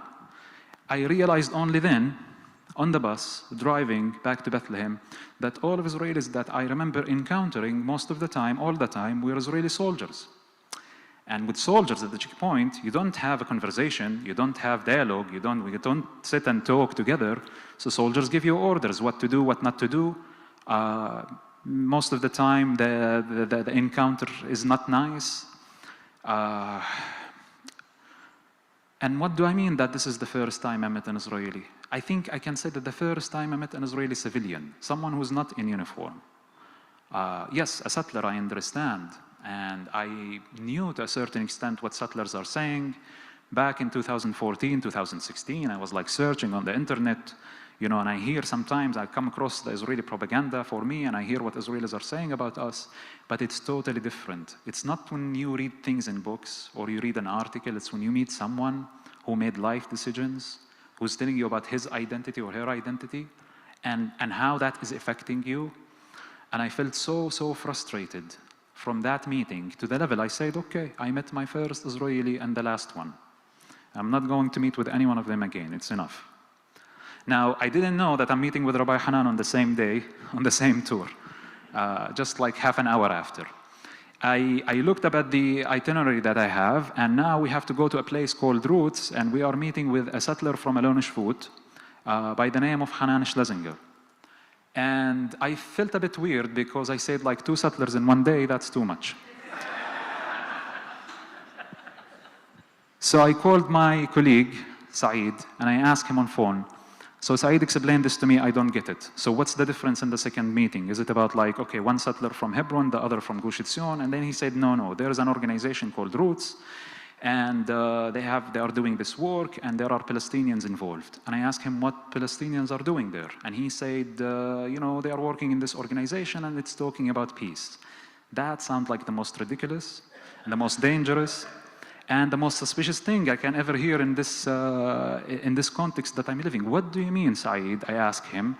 There are Palestinians, who could be someone I know, in my area who are talking to Israeli settlers. Like, I'm aware of peace organizations that bring meetings between Israelis from Tel Aviv and Palestinians in Ramallah, but meeting with settlers, that's something totally that I never heard of, and it doesn't sound right in any way.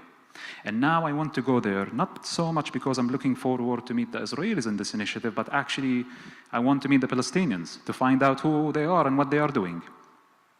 So our meeting was supposed to be with Rabbi Hanan and Ali, Abu Awad, and Ali for some reason that day wasn't there. Get a little bit disappointed, but now we are meeting with Rabbi Hanan. Rabbi Hanan received us there, and he began to tell us about this organization, and he began to tell us the story of his life. The same story that he just shared with you. And listening to Rabbi Hanan in the beginning, in the first 10 minutes, I felt at some point was one of the most difficult things I did in my life. To listen to him telling about his story, describing himself as a Zionist, as a Jewish, as a settler, and who he is and how he sees this land, I felt this level of frustration again, and I was like, he's not going to talk about the reality. He's not going to talk about what we are going through there, and why I even expecting from him to say it. He's from the other side. He's not going to talk about what we are going through, and maybe my presence in this meeting has no meaning. Maybe I should just like leave. And you know, we are a group, we have a bus with us. There's a bus driver. He's sitting alone outside. So I was telling myself, just go sit with the bus driver outside. But I didn't, for several reasons. I didn't leave the room because I felt maybe it was too early of me also to judge on the person who's talking right now, and I should listen more, even though it's not easy and it's not comfortable. And I also felt it's unprofessional to leave the group, as I'm the guide, like to leave them in the middle of the meeting and just go. And then Rabbi Hanan talks, and actually it sounds to become challenging to me. The things that he's saying about his realization that we also exist, that there's another side here, that the land also has another name, that there's another story going on, that we live under different circumstances from the circumstances that he lived. And all of the meetings with Jamal and his family, Saadiya and Ali, and how that affected him. And by the end of his talk, I was completely challenged and shocked. And I did not expect him to talk in this way. I thought for a minute, like, I'm looking to a settler. He's a settler, and he's talking in a way that I was completely not thinking or expecting him to talk. We left the meeting, and we are back now on our way to Bethlehem, and the first thing that the group members wanted to ask me on the bus, what do you think of the meeting? And I didn't really know what to say. They expressed their feeling of contradiction. They felt it was very contradicting. How could it be that Hanan is a settler and talks about occupation at the same time? Like, how could it be, can he hold both things at the same time? How could it be that he's a proud Zionist, but at the same time acknowledge another people and their catastrophe and talks about the Palestinians? How could it be? But to me, there was that moment where I didn't feel contradiction at all. It wasn't about contradiction. I think it was so clear to me. This was the first time that I was met with a story that has so much recognition and so much empathy, which is something that rarely Israelis and Palestinians give one to another. Israelis and Palestinians most of the time do not give to each other recognition and empathy. And when you are met with that, it's really challenging, because it challenges everything that you thought that you know about who they are, you know, the enemy side, what I can think of them. And now, through the words of Rabbi Hanan, I felt like there is so much recognition and so much empathy. And I'll tell you, that's not an easy thing to deal with for the first time, but the thing that allowed me to think about what he said about my side, but also what he said about his side. You can say without exaggeration that Rabbi Hanan was the first person that he was able to show me his identity, not in a threatening fashion, not in a way that it denies and it becomes at the expense of my identity. That his connection to the land is not being used or weaponized against my connection to the land. And I thought about it. It took me days.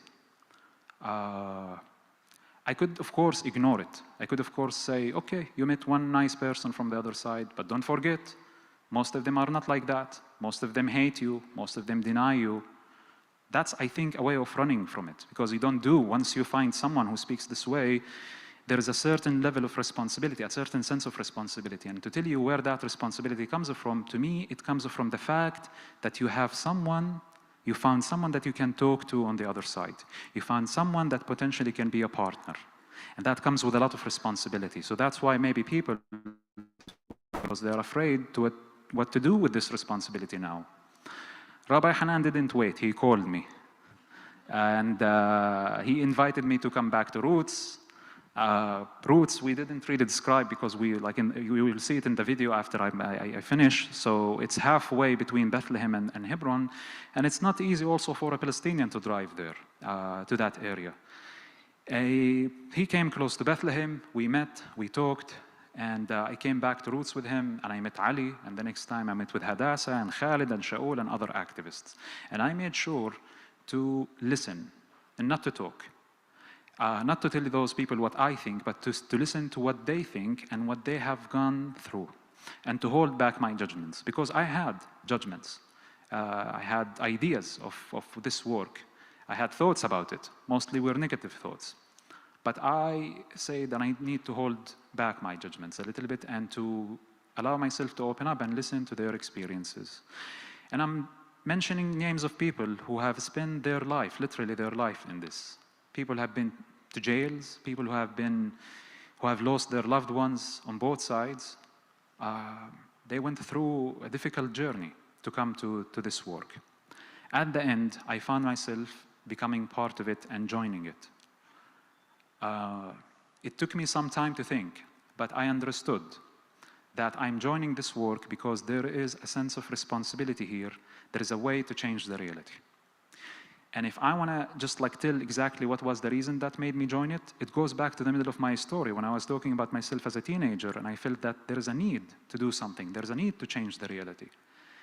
It's very unfortunate that there's a lack of a frame where young people can actually spend their energy to change the situation. And so much they are convinced and they are told and they see that maybe only violence that will bring us any change, that only power and force that will bring us any change. I found another way. That's how I felt.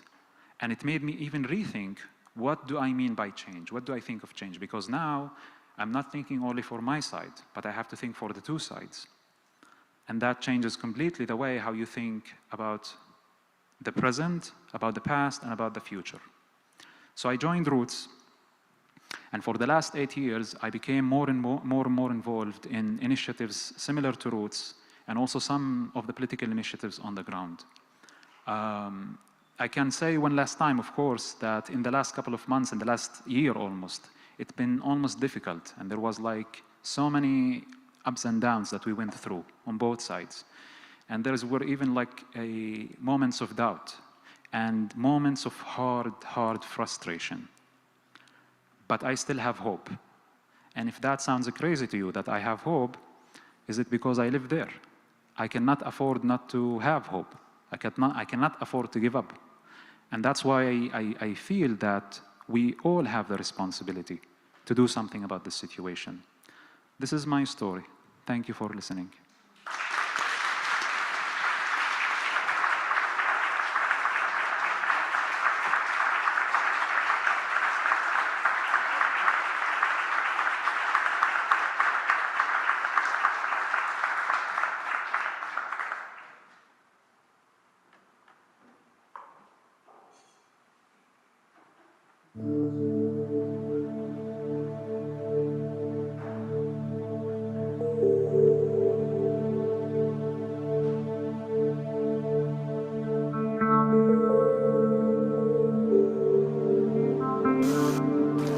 אנחנו נמצאים כאן באדמה של המשפחה שלי.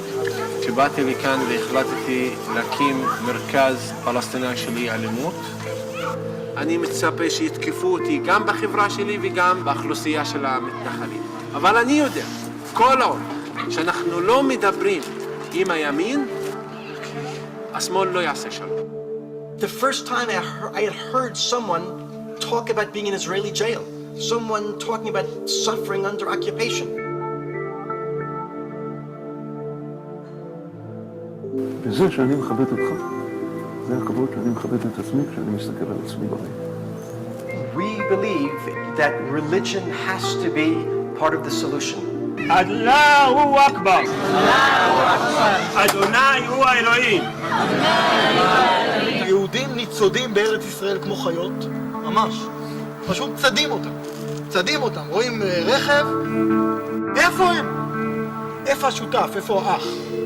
אתה יושב על הכלכלה שלי, אתה יושב על הבית שלי, אתה יושב על הלב שלי, אבל לא כשותף. האם אתה מוכן להודות שהישיבה שלך פה היא ישיבה של פשע? וממילא תגיד לי מבחינה פוליטית. The Jewish people, we own this land? We don't own this land. We belong to this land. And the Palestinian people also belong to this land. אנחנו האחרונים בעולם שצריך לשבת אחד עם השני. באתי לבקש לדרוש איתם מחברים. מפני שאת ואני סבלנו שלא חיפשנו את זה לפני.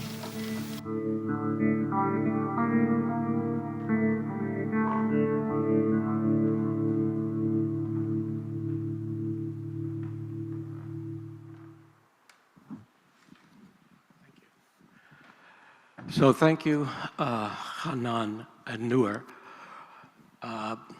for sharing your stories and bringing some hope into this incredible complexity that you've so eloquently described. So my name is Ken Shept, and thank everyone also who's here today to listen to these amazing stories and to try to take in some of the possibilities that are inferred by these stories as compared to what we read every day in the normal headlines. This is our time to ask questions. So I think that both Noor and Hanan raised a lot of, well, I'm not even going to belabor it. Let's just go to the questions. Okay.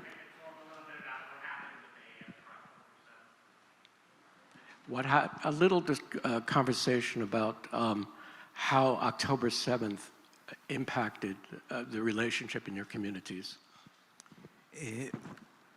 Before relating to that, I'll just point out what we have on the screen. Roots has a monthly newsletter. We'd love for you to join the mailing list. If you're able and want to take a picture of the QR code.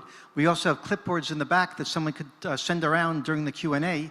So those who are not able or don't want to use the QR code can simply give us your name and your email address. So could we pass that around as we're talking? Yes. I think two things. I think the clipboards, we had people signed up as they walked in. Yeah. All right. So there may be people who didn't want to give us their names before the event, but now they want to. That's right. Fair enough. All right. Let's send the clipboards around. And if people would like more information, just sign your name and your email. Also, what we'll do is we have people on both sides, ushers, who will walk around with a hand mic so that all the questions are more easily heard. So another question? Well, we didn't answer the first one. Yeah. So to answer the first question, Yep. Right after the attack on Saturday, on October 7th, there were many thoughts and many things that were happening at that after that thing. For me, I was I'll talk about myself personally, and I'll try to talk about how that affected the organization. To a certain extent, I was saying, and I'm still saying, that it wasn't completely shocking. It was surprising, because I remember that this level of tension that we were living through in the West Bank. And even just before that, a day ago, I was guiding with a group and talking about how the situation is escalating in the West Bank. The violence is escalating, the pressure is increasing, and I'm even expecting, the situation to explode at some point because as a result of this pressure. I wasn't expecting it to come from Gaza, but I was definitely expecting some sort of it. But it still was surprising, the scale of it. And then the impact was so severe on us. For many reasons. One of it, you can say, we are, through our stories and our experiences, we are the people who feel that we are in the middle in a way. We feel the pain of both sides. We feel the pain of one side and the other, in our experience. We are the ones who are trying to bridge the gap, so it landed very hard on us. And I can't say that we knew exactly how to deal with it, because we had different opinions, how to deal with it, how to respond to it. I thought we should go out with a public statement that will condemn the attack of Hamas on October 7th, but also will call for the work for diplomatic and political agreement right now, because we cannot just continue to let the situation the way it is. We couldn't agree on that. Some other organizations came out with a statement, some partnerships, it was just hard on them that they couldn't just continue anymore. And there were groups that we were connected to that they could not continue, and they had to stop. Now, a lot of our activities as a grassroots initiative and community center, we depends a lot, our programs are to engage people to one another, to bring people, to invite them to come. That became impossible. It became dangerous for both sides to travel. The army closed the roads in the West Bank, so I couldn't, for example, leave Bethlehem for the next 2 months after. A city like Bethlehem, you can imagine, was shut down. There are some villages that till this day are being actually closed, that people cannot easily travel. And then the gates will open at a certain time, so it became impossible to invite the people to come to our center. It's not safe, it's not possible logistically, and also there is a lot of rejection from the people as well, on both sides. how can you come and do the work of peace in the middle of the war? So in the last couple of months, we are in a process to restore the work on the level of the leadership and the activists. And some progress happened in that through the summer. But the regular activities that we were doing, and just to explain by our activities, we used to have a summer camp every year for the kids, the only summer camp in this area that will bring Jewish and Palestinian kids together. We used to have photography workshop, different workshops, after school programs, interfaith dialogue. And you can imagine, over like 24 activities that bring Israelis and Palestinians, some of the people who come became regular participants and some for the first time. All of that was stopped now. And in the last couple of months, we are in deep thinking about what should be our strategy and how we deal with this situation. So I can talk a lot about that, but that's how, in short, I can like cover most of how we were affected since October, the 7th of October until now. Everything that Noor said is 100% true, but I do want to add the other side of the coin, which is that we, in May and in June, we managed to do 2 full-day staff workshops. I mean, 10 Israelis and 10 Palestinians. We hadn't met together face-to-face for, at that point, 7 or 8 months. We were able to meet together. And after 8 years of our annual summer camp, as Noor said, we couldn't do it this year. But we did do separate summer camps for Israeli kids and Palestinian kids separately. And the last day of the summer, we did a 1-day event for Israeli and Palestinian kids. And we had to push very, very hard for that. We were very, very afraid. In previous years, we had 80 kids altogether. This year, we had 35 kids. But at least we did show that glimmer of hope that 35 kids, some from this side, some from that side, can get together at least for 1 day of showing us a picture of what could be the glorious joint future that could be between Israelis and Palestinians. Thank you. Do we have another question? Over here. Hi, so thank you, and thank you for the wonderful lead-in for my question, which is you say, we have this joint camp, and you say this might be a template for what can be the future. How do you see the future in terms of borders, living, the business end of guns? Business didn't hear. The business? The business end of guns, right? So when Palestine, how would you translate the business end of guns? The side the bullet comes out of is people seeing the business end of guns. Right. Are you asking Hanan how he feels about being confronted with? No. I'm asking, let me start again, sorry. You said, look, we have this summer camp. It gives us a template for the future. How do you see the future panning out for Israelis and Palestinians and Israel and Palestine, especially given the number of people who are seeing the business end of guns? Borders, those kinds of things. Yeah. If I understand correctly, the question was about politics. So let's say 2 things. Number one, from our perspective, the perspective of Roots, in order to reach a political settlement, there has to be a great deal of human contact between the 2 sides. And that human contact has to, of course, engage in humanization, but has to go much further than humanization. It has to go towards meeting, confronting, understanding, and accepting the identities of the other side.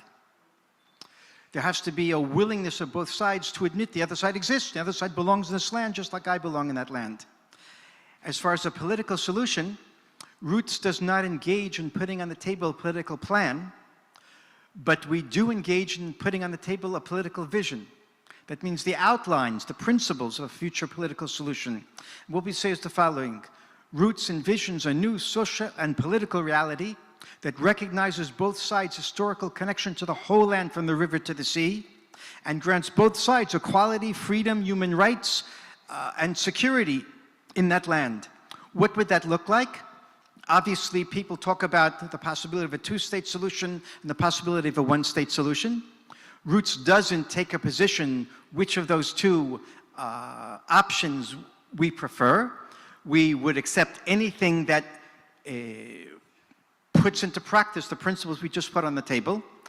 I can say that Noor and I are members of a political movement that's not Roots. We're members of a movement called Two States, One Homeland, also called A Land for All. You can look up their website, A Land for All. And the solution that the Land for All puts on the table is a confederation between two independent states, the state of Israel and the state of Palestine, that would be connected in a confederation, something like European Union. And very, very briefly, confederation means that there's a state of Israel, a state of Palestine, they're sovereign, they have representation in the UN, but they're not separate. The three areas of connection are open borders, which means freedom of movement from one state to the other, open residency, which means you can live your whole life on the other side of the border, you can be an Israeli citizen, live your whole life in Palestine, voting in Palestinian local elections and Israeli national elections, in addition to voting in the Confederation's elections. And you can be a Palestinian with Palestinian citizenship, live your whole life in Israel without getting Israeli citizenship. Rather, you'd vote in Israeli local elections, Palestinian national elections, and you'd also vote in the Confederation. After we talk about open borders and open residency, then we have the organs of confederation that create a certain shared identity between the two sides. And of course, that solution sounds like a pipe dream. It's impossible. And it is impossible. As long as there's no mutual recognition, it's impossible. And the truth is, any true peace settlement is impossible until you have that basic human level of recognition. Of course, to begin moving towards a political settlement, you don't need complete reconciliation. You need a little bit of reconciliation, and then the political horizon that's created as we negotiate and move towards a political settlement encourages the grassroots to go another step further in the grassroots reconciliation. Then you have to have this symbiotic connection, relationship, moving on the grassroots, moving on the political, moving on the grassroots, moving on the political. I know this answer was long already, but I wanna say something to the question. I wanna answer it this way. From the moment I joined the work, I believe that the philosophy behind our work is to actually work on reconciliation, because that's what will eventually create peace. If the two peoples find a way to recognize and accept each other's legitimacy, then peace will come as a result of that.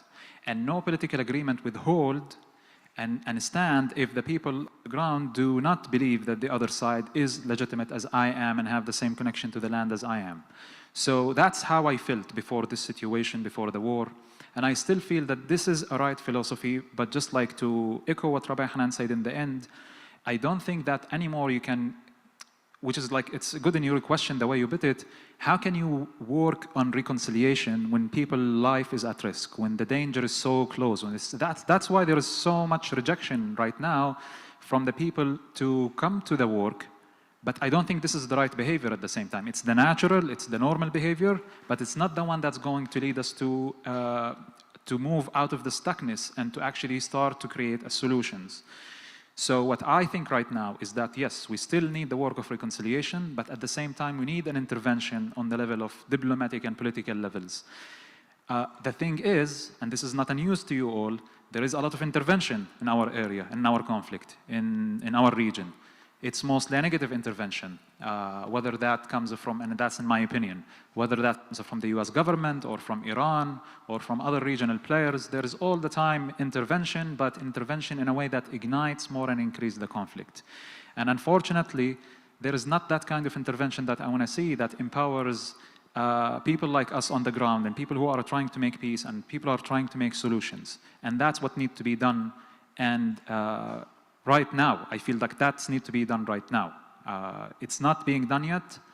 The Land for All movement is involved in some things, but I hope there is some things that's happening that I hope that will create this intervention that I am wishing for. And then will make our mission more possible and a little bit easier. We have time for a few more questions, and then I just want to remind people that we will have refreshments downstairs so we can continue the conversation. I'm sorry. Yes. Well, thank you both for coming here and joining our community. I have several, Muslim colleagues and friends, but I've never been in a room with a Palestinian as far as I know. So, Noor, thank you for sharing your story. The perception that I have, at least from, the information I receive, and I try to view both left-wing and right-wing Israeli, other news sources, is that there's not really a moderate voice within the Palestinian political movement. And I was wondering if your work with this center even puts you at like physical risk from more extreme elements. So definitely from the beginning when I joined this work, there is a cost of it. And that cost was, of course, some of my friends and neighbors and people I know did not like the work that I'm doing. Didn't understood why I'm now telling them to come to meet with Israeli settlers, like in the West Bank. And I lost the friends in the beginning. I gained a lot of new friends as well. In the last 8 years, I've never considered or felt that I am in a threat or in danger. I think also that we at Roots have always understood from the beginning, this is not about us. This is not about me and Hanan making peace together and be friends. And this is also how we can bring our people. So how can we, I think there are different ways to talk to people on both sides, to engage with the communities, and to also know when it's the right time to talk to the community, and when it's the right time to try to push things, and when it's not the right time, and the community is not ready for it. And we gain that I think we gain it with the time, with the experience. I think it was very beneficial in my case that I consider myself like I also learned from Ali and learned from Khalid and the other Palestinian activists who've been doing this before me. I think right now, the more public we go out, definitely there will be more attack, and definitely will be in danger. And I came across like sometimes when I talk and people from my side didn't like what I'm saying and completely disagreed with me and even tried to dox me, even to the level to try to dox me. It's unfortunate that this is part of the reality, and it's part of the cost of the work, and that's part of the disempowerment that I'm talking about, that we are suffering from. That the political reality is in this disempowering moderate voices, because there are moments where you feel like the threat is too much, or what is on stake is too much, and it holds people actually from doing the right thing. Yeah. Okay, maybe a couple more questions. Mimi, why don't you just say your name first? Oh, so I'm Mimi Levine, and my question is almost identical, but to Rabbi Schlesinger, because I have known many Palestinians and many Israelis and many left-wing Israelis and many settlers and no left-wing settlers. So exactly, and my mind is a little blown listening to you. How is that in your community, socially, emotionally, and for physical safety? Nice to meet you. In the leadership of Roots and in the activists, there's lots more people like me. I'm not one of a kind, but we are certainly in the minority. And even before October 7th, I felt that as my spiritual journey towards understanding and identifying with Palestinian humanity and Palestinian identity and Palestinian aspirations and Palestinian suffering, to the degree that I was able to bring a little bit of the Palestinian reality into my heart, I felt that much more distanced from my neighbors in Alon Shvut, because I began to feel that I was seeing things that they didn't see. They began to seem more and more blind to me and more oblivious to the reality right in front of us. And that certainly created and continues to create distance and alienation between me and them and between them and me. Now that alienation is natural, but it's also counterproductive to the work of Roots, because we're not a normal peace organization. One of the few organizations that actually focuses in the settlements and focuses on moving the needle a little bit, moving people a little bit more to open their eyes and see the complex reality around us. I like to say that there's a reason I'm the Director of International Relations and not the Executive Director of the organization, for a reason. And the reason is because I have this growing alienation within me from my community. I'm very thankful that the Executive Director, the Co-Executive Director of Roots, the Israeli Co-Director, Shaul Yudelman, and many other activists and leaders in Roots, I think have a greater ability than me to hold two truths in one heart. I am moving away from identification with my neighbors, whereas many of the other activists in Roots are also deeply torn and conflicted inside, but they're still able to hold that empathy, not just for the Palestinian side, but also for our own side, something that's becoming more and more difficult for me. Thank you. Okay, I think we probably do 2 more questions and continue downstairs. So how about Whit and then, okay. Thank you. I was in Bethlehem in May, and what I experienced there is that all of these were Christian Palestinians, all of them felt that there was absolutely nothing that they could do. And they were looking to us to act because they were voiceless and powerless. At some point many years ago in Bethlehem, I was taken surprisingly to a graveyard of the martyrs, the Shuhada. And there were a couple of suicide bombers that were buried there, several who been killed throwing stones. And he said about half of them were killed by Israeli snipers. But I asked him, you know, why on earth would you support a suicide bomber? You know it's a horrible thing to do, and you know the result in terms of curfews. And his answer was, at least they're doing something, which was profoundly troubling. But it struck me, the most dangerous person in the world is somebody with nothing to lose.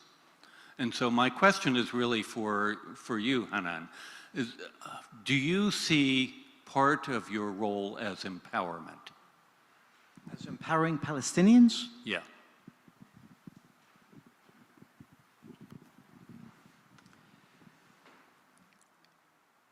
As I hinted in my presentation, many, if not most Palestinians, have a sense that one of the few ways in which they can assert their dignity is not engaging the enemy, not talking to Israeli Jews, and certainly not making common cause with settlers. And there are a minority of brave Palestinians who understand that one of the ways to make a difference is specifically, dafka, to talk to the settlers. I think that Roots has empowered Palestinians to make a difference. Look what Palestinians talking to me did. They turned me into a fighter. What more success can there be? What more empowerment can there be for Palestinians, whether it's Ali Abu Awad or other Palestinians or Noor? By the conversation between them, not only has Noor become an advocate for the Jewish connection to land, but Hanan's become an advocate for the Palestinian connection to land, for Palestinian liberation, for Palestinian freedom, for Palestinian rights. I think in that sense, we have empowered many Palestinians to do that work. Okay. And I think the last question, Audrey? No. Oh, sure. Hi, my name is Audrey, and thank you both very much for coming. My question is, beyond raising money, what is it that you're looking to us to do? We planted her in the audience. So I guess that means we move now to the next slides, which exactly answer that question. Is that correct? Yeah? So let me get out of the way. Anyone who'd like to take a picture of the slides, that might be a good idea. I'll just tell you something, this talk there, but signing up for a monthly newsletter, which I already did. our website, friendsofroots.net. On Facebook, you could like us there. You can follow us on Facebook, on Instagram, on LinkedIn. Does Noor have to move for you guys? You're doing good taking pictures there? Okay. And of course, we want your money. That was said already. That goes without saying. Let's go to the next slide. And of course, invite us to speak in universities and synagogues and churches, mosques. We've spoken in over, I think, 120 synagogues around the US during the past years, 150 universities. We want to continue that. You can arrange a Zoom presentation, not just inviting us in person. We're looking to form, we have a few of these local clubs of Roots supporters in different cities who can meet once a month to do activities, to support us, create a learning circle, invite us to do Zoom presentations, to do updates, how work is progressing. My website, my personal website is ravchanan.org. And we also have a American Friends of Roots, a board of about 12 people that meets on Zoom once a month and once a year in person. Jews, Christians, and Muslims who are working on fundraising, working on publicity, giving us business advice, helping us in various areas. If you think you might be a candidate, if you have experience with board governance, then see me or write us an email. We also have a campus organization called Atidna, and there's someone in the audience. Where is Shimon? He left. There's someone in the audience from Atidna. We're on about 10 college campuses here. If you know people on campus, children or grandchildren or friends, scan that QR code. You can intern with us on the ground. At the bottom it says there, a lot of people spread the bad news about the terrible things the other side is doing, whoever the other side is. Our suggestion is to swear off spreading the bad news, let other people do it, there's enough of them, and only spread the good news of reconciliation, of dialogue, of working together, of partnership, the good news of Roots and of many other organizations. And the more good news you spread, the more hope there will be. The more hope there is, the more people take responsibility. You can really move the needle a little bit by taking upon yourself to spread, especially on social media, only the good news. We have another slide, which may be the last one. Yeah, there's a full length documentary about us. You saw the trailer from it. You can screen in your community. It's called The Field. When you visit Israel or Palestine, what about Israel and Palestine? Seeing both sides. Like it was mentioned, go to Beit Lechem, meet Palestinians. Don't just go to Haifa or Yerushalayim or Tel Aviv and meet your side. Meet both sides, experience both sides. Learn the narrative of both sides. I often suggest to people to read memoirs from the other side. If you're an Israeli or a Jew, you feel a natural connection with our Jewish state, read memoirs about Palestinians, about Palestinian life, about growing up as a Palestinian. It could really create a large degree of empathy and understanding. Learn Hebrew and then learn Arabic.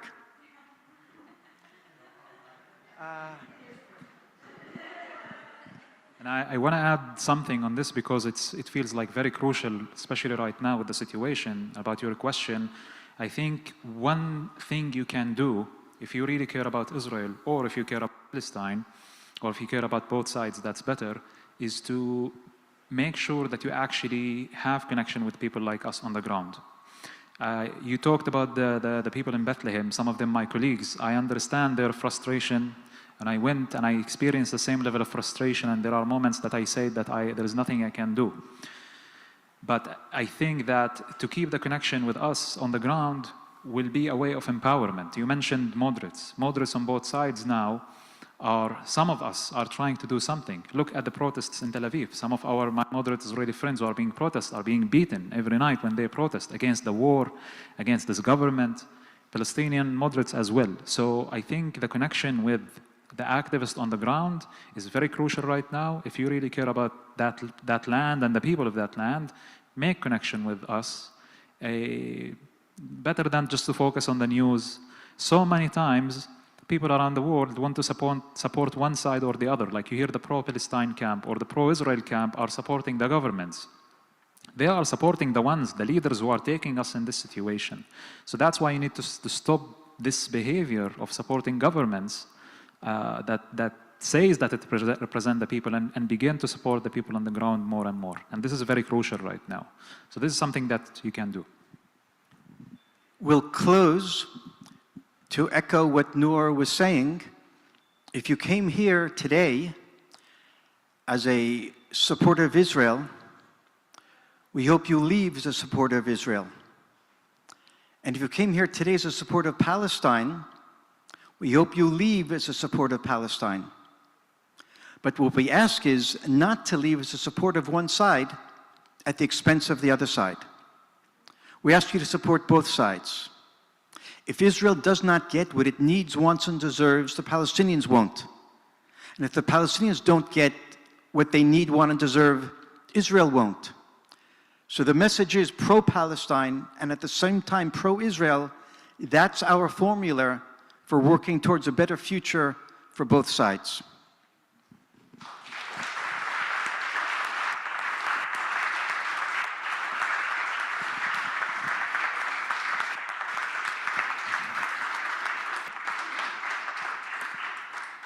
I don't know exactly how we close this program. It's been riveting and such a gift. As we close the program, let us take a moment for gratitude and a moment for a question. First, gratitude. During such a time of hardship in which we feel the reverberations of grief, trauma, and horror, when hate and dehumanization are on the rise, and when the stakes are so high, we have been given a gift today.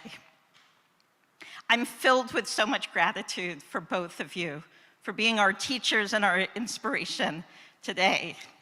I'm thankful to you for the content that you have shared with us, how you've helped us understand a very complex situation that people take their entire lives to try to understand just a little bit of, and you've deepened our understanding.